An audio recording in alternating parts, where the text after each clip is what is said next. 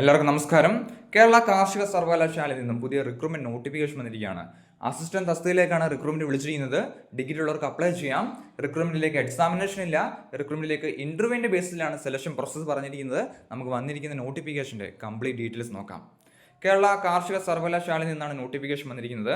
Assistant തസ്തികയിലേക്കാണ് recruitment വിളിച്ചിരിക്കുന്നത്. Degree ഉള്ളവർക്ക് apply ചെയ്യാം. ഡിഗ്രി ഉള്ളവർക്ക് ഇന്റർവ്യൂ പങ്കെടുക്കാം. ഏത് ഡിഗ്രി പഠിച്ചവർക്കും ഈ റിക്രൂട്ട്മെന്റിലേക്ക് ഇന്റർവ്യൂവിൽ പങ്കെടുക്കാൻ സാധിക്കുന്നതാണ്.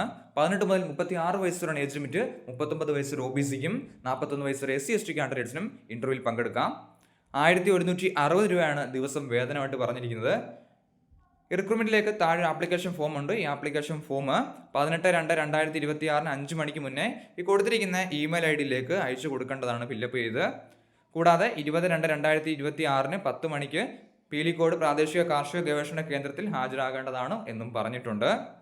സോ നോട്ടിഫിക്കേഷൻ വായിച്ചു നോക്കിയതിനു ശേഷം ആപ്ലിക്കേഷൻ ഫോം ഫില്ലപ്പ് ചെയ്ത് മേളിൽ കൊടുത്തിരിക്കുന്ന ഇമെയിൽ ID അയക്കേണ്ടതാണ്. 20/2/2026 10 മണിക്ക് പീലിക്കോട് പ്രാദേശിക കാർഷിക ഗവേഷണ കേന്ദ്രത്തിൽ ഹാജരാകേണ്ടതുമാണ് എന്ന് പറഞ്ഞിട്ടുണ്ട്.